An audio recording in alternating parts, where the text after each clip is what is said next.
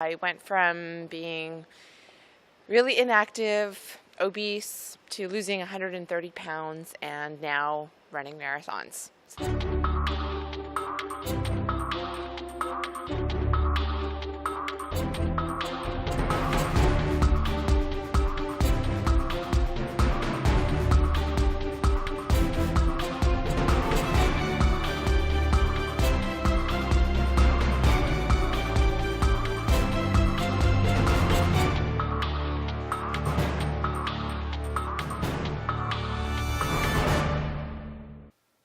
Welcome to Run With It. Recently, we received an email from a gentleman who stated that he didn't understand why there would be a show about running. He said that it's the easiest thing in the world to do. You just go outside and put one foot in front of the other. On today's show, we are going to answer that gentleman's email with some of the components that contribute to a successful running lifestyle. Things like commitment, dedication, and the willingness to work through adversity are just some of those components. During the show, we interview the director of the Dunbar in-training clinic and learned about the Sunrun in-training program. We also spoke with the executive director of the Vancouver Marathon Society. Before we start the show, we would like to make a correction to last month's show. It was for the Powered by Chocolate Milk Twitter address. The correct address is on the bottom of the screen. Now we're going to start the show with a very candid interview with a runner whose life has been permanently changed by participating in a running lifestyle.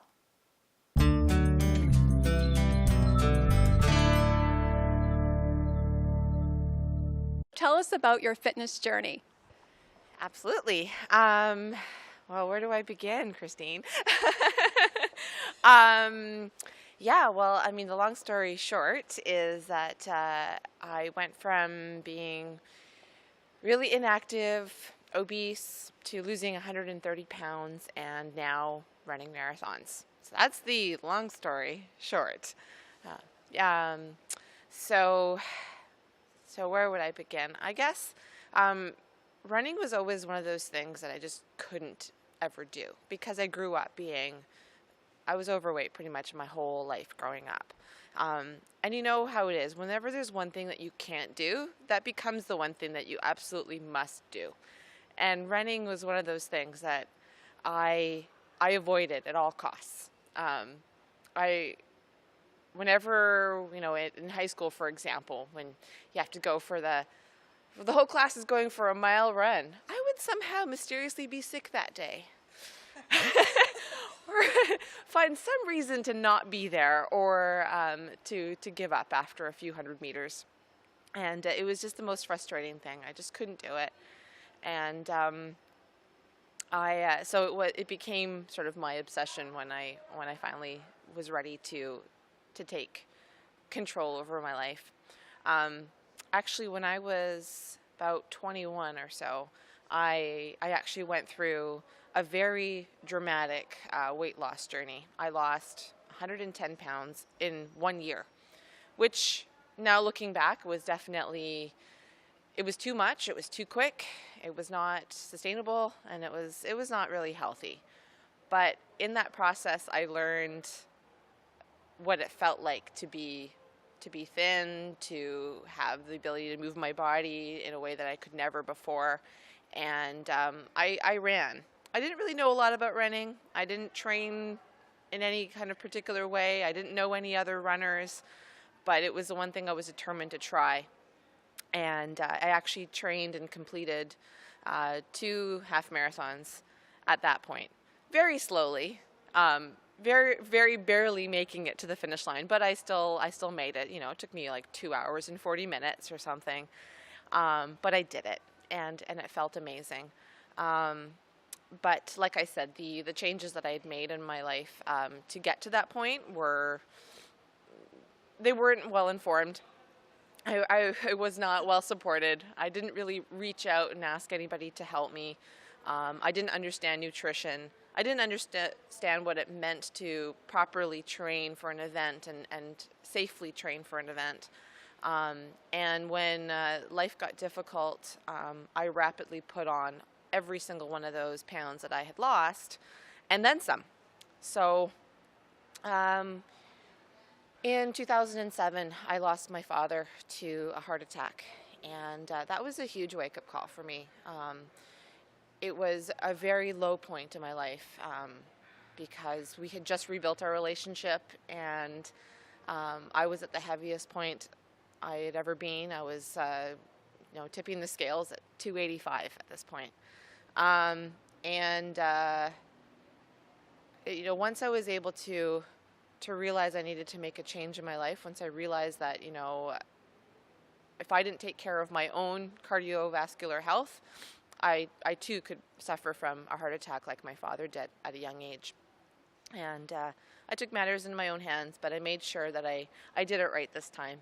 So I guess, I started my journey in 2008. Here we are in 2014, and I'm happy to say that my life has forever changed. I can't imagine going back to where I was. I lost the weight slowly, sustainably, did not deprive myself of joy. I just learned what was a proper portion size. I created a more healthy relationship with food, with myself. And I all along had this dream that I would get back to running. So I never ran to lose weight, but at this point I was losing weight to run.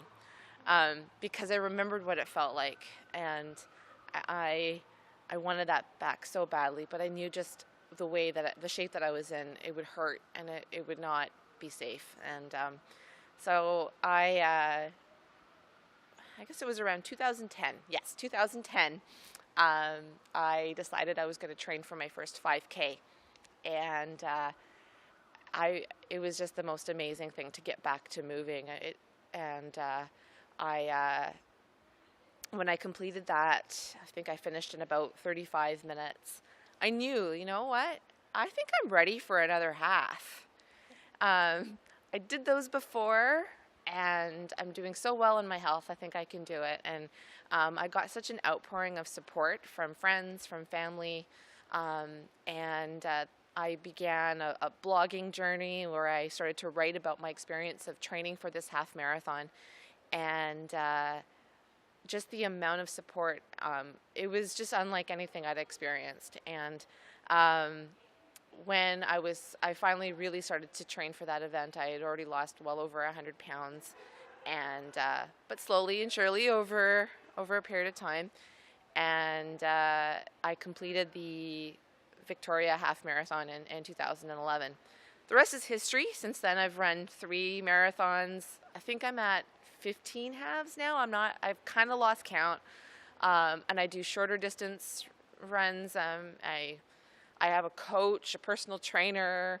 I work at a gym. My whole entire life is about fitness, and most of my friends are runners, or athletes of some sort. So, really, I'm a completely different person.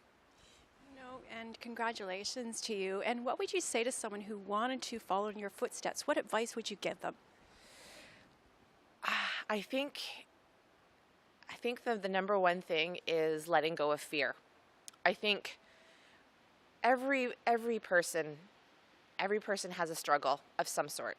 My struggle was weight. Everybody has some kind of struggle that we have to get past. And what often stops us from really taking matters into our own hands is fear. It's fear of failure. It's fear of judgment from other people.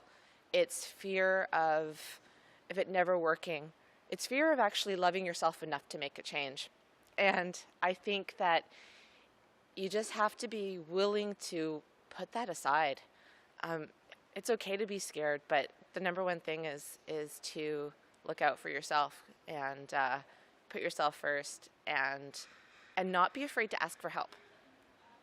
That was the big thing for me, was realizing that I needed to do it and actually sharing that with my loved ones and saying, you know what, I'm going to do this and I need your help. And that doesn't mean that you're going to have to hold my hand and teach me what to do, but just to be understanding of what I'm trying to go through. And then, and that was just huge. So I think it's just having if I were to give advice to anybody, about starting their own journey, it would be just have an honest moment with yourself and realize what it is that's holding you back. And it all comes down to a fear you got to let go of. I understand your blog, so tell us about your blog. All right. My blog has been, it's just an unreal experience writing it. So you can find it at runwithzaida.com. But I launched this blog back in 2011 when I started to train for the Victoria Half Marathon, my comeback race, as I call it. And it's really, when I first launched it, I didn't know what to expect. I didn't think anybody would be interested in reading it. Just some girl training for a half marathon. Ooh, big deal. But I was really amazed at the response. I've made friends with complete strangers who happened upon my blog and found my story to be something they could relate to, something that maybe even offered them inspiration to launch their own fitness journey. And since then, it's really taken off. I can't believe the readership of the blog and the amount of anonymous private messages I've received from people who say, you know what, I've always been wanting to run, but I didn't think I could do it, or I have weight to lose, and I wasn't sure I could until I read your story. So I also have a Facebook page I just launched recently as well, so it's also just Run with Zaida as well. So please like my page, please find my blog. In my blog, I do focus on my own journey as a runner. I don't try to offer advice because I don't feel like I'm necessarily an expert on running. There's still a ton that I'm trying to learn for myself, but I blog about my own experience with it. I blog about my races, training for them, my experiences at them. I write race reports for every race that I do, all with sort of the intention of, you know, an everyday person like me that had a big dream, and I'm realizing it, and what that looks like. And what I found is that people can relate to it. It's been really nice just being able to have that ability to write and express myself, my favorite sport and what it's meant to me, and have people respond so positively to it. You are living the dream. You are. And now I understand you're an artist? Yeah, that is another thing I do on the side. I haven't put as much into it recently as I used to. I think it's when you train for marathons, it takes up a lot of your time and a lot of your energy. But yes, I also do my artwork. I paint, I draw, and I think that's where sort of whatever it is that I'm doing, I always like to be creatively inspired, and I think that also comes out in my writing. It comes out in just in running as well. I mean, one of the things I love about running is that you run outside, you're surrounded by beauty and nature, and it really does, it brings out a lot of really positive things in you. And I find the same thing with art. It's, you know, the world is beautiful, life is beautiful, and it's a way of celebrating that. And you are celebrating it, and thank you. You're very welcome, Christine.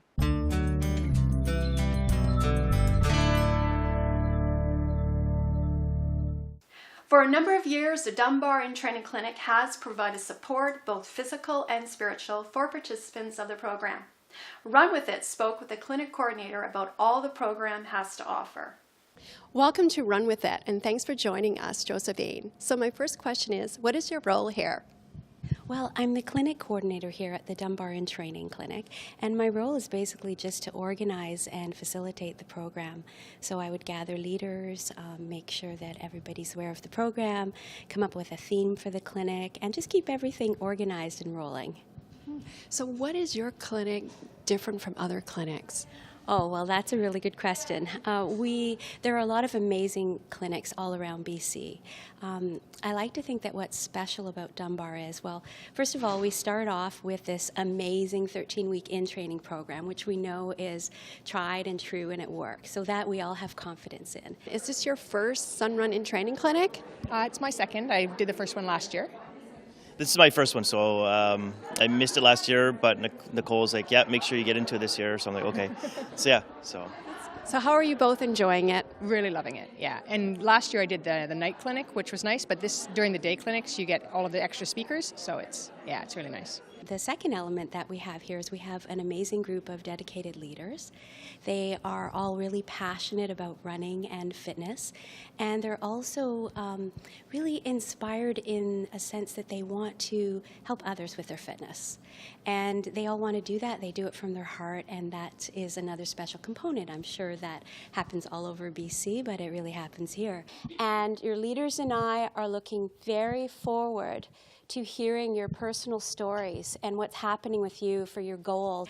And then we have another element here which is quite unique to in-training clinics in BC, and that is that we get to run in Pacific Spirit Park. So we have the beauty and magic of the forest underfoot during all of our training. It's very special. And are you the largest single sun run in training clinic? I believe that we are. I think we have about 72 participants this year, so that makes us a fairly large single clinic. There are 100 clinics all over BC, and I'm really not sure what their numbers are, but I think we have a fairly big group. And how long have you been a clinic coordinator for? This is my second year as a coordinator. I was a leader for a couple of years before that, and a participant before that. You've done it all. Pretty well, yes. That's awesome. So what are the benefits of joining a sun run in training clinic? Well, the benefits are way too many to mention, but I'll start off with a few. The benefits of joining are that for people that are truly learning to run for the very first time, this is a program that will actually enable them to try and see what it feels like to become a runner. This aspect of learning to run is something that a lot of people don't realize, that there are tips and techniques that you need to learn in order to run comfortably, to sustain running, to be injury-free. There are a lot of things that you get as a foundation in learning to run that will assist you all through your running. Another benefit of the program is this general fitness. There's camaraderie. There's a sense of accomplishment. And the interesting part is that when people just start saying, I want to learn to run or Nordic walk, and what happens is there's all kinds of trials and tribulations that unfold in the process of doing that. And we hear stories that are amazing in terms of what happens in people's lives that is sort of parallel to what's happening with this running program. It's quite an amazing experience. And, you know, I noticed the 30th anniversary. Yes. So what, are there any plans in the clinic to celebrate? Well, what we're doing the second last clinic week, we're actually going to have a potluck. And our potluck is going to feature 30 healthy post-run dishes. And we'll have some music, and we'll have some rolling video of all of the pictures that have been submitted throughout this clinic. Because we've actually braved a little bit of weather and early mornings and all kinds of things, and believe me, it's not anything compared to the kind of weather they're having in different parts of the world, but we like to think that we braved it and made it all happen. So we're going to feature that for the 30th year. We're going to talk about Sunrun, our sponsors, SportMed, and we're going to make sure that the whole thing gets honored as a whole, including its time where we get to share in the participants' stories, their personal stories, and their personal goals and where they're at and how they've all felt about that. Thank you for joining me, Josephine. You're very welcome. Thank you so much.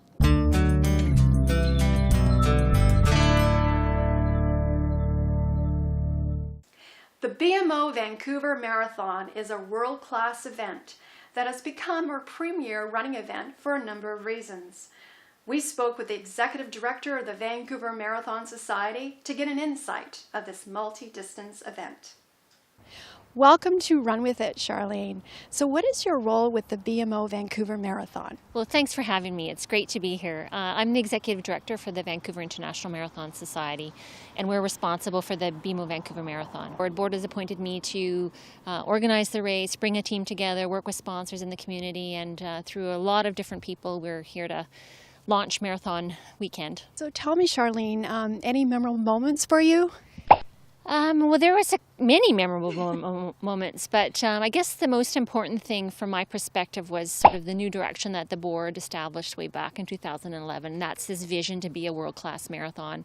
And when I heard about that, I was just so excited because as a runner, I know how fantastic the city is to run in and how the community supports running. And I knew that the city is ready for a world-class event, and I'm so happy to be here on representing the running community and, of course, the board of directors. Forbes magazine did a ranking of the top destination marathons in 2012, and we hit the top 10 list then. And then in 2013, CNN did a listing, and we were in the top list with CNN. And then in January of 2014, Forbes did another ranking and we made the list again. So it's really quite an honor to be on that list with Paris and London and Boston. And but really, as the Vancouver International Marathon Society, we're really focused on delivering a great event for our runners, community-based. We've got 4,000 volunteers. So we don't forget our roots. We know that we're now ranking up there with the world-class marathons, but we really are a community-based organization. Congratulations. Thank and you. How is your marathon different from other marathons? Well, first of all, the BMO Vancouver Marathon is May 4th, and it's springtime in Vancouver. So it's the most beautiful time of the year to be running in Vancouver, and it sort of kicks off marathon season. So that's one reason to participate in our event, is that it is sort of the first one out of the gate. The second thing is that it's sort of a great combination of sort of an urban city experience and nature. So runners get to go through parks and along beaches and then end up downtown and in an exciting finish. So we've got a little bit of everything. So they go through 12 neighborhoods, like I said, by many beaches and through the parks, Stanley Park, of course, and then they all merge downtown. So the marathon is a point-to-point course starting here at Queen Elizabeth Park. The half marathon starts here as well, and it's point-to-point, and it goes in a different direction. And then the 8-kilometer event starts in Stanley Park, and they all merge downtown. So we got 3 races going on, something for everybody, and all sort of ending downtown in an exciting finish with lots of spectators, lots of community support, and that's what also makes our event so special. And it's for all levels of abilities, For right? sure, yeah. We have a very strong elite field coming this year, so we have over 90 elite athletes, the strongest we've had in years. So we have a strong competition, like a good race for the elite athletes, but really it's a weekend of running, something for everybody. So the 8K is sort of for those runners who aren't quite ready for a half marathon and want to experience a big event, but it's capped at 2,500 participants. And then the half marathon is a challenging race, but it's a fun, fast course. And then the marathon, which is our hallmark event, is a more challenging race, and it's one that takes you around all the special neighborhoods of the city. Charlene, you are a marathoner. Any tips you can give to our viewers? Well, I'm a recreational runner, so my advice to runners is prepare. Make sure that you look at the maps, understand where the water stations are, where the electrolyte drinks are going to be, where the fuel is going to be, so that you can plan your race accordingly. Prepare, study the maps, go at your own pace, have fun, high-five the volunteers, and you'll be fine. I mean, if you've done the training, you'll get there, you'll go across the finish line, you'll get that medal. It'll be really exciting.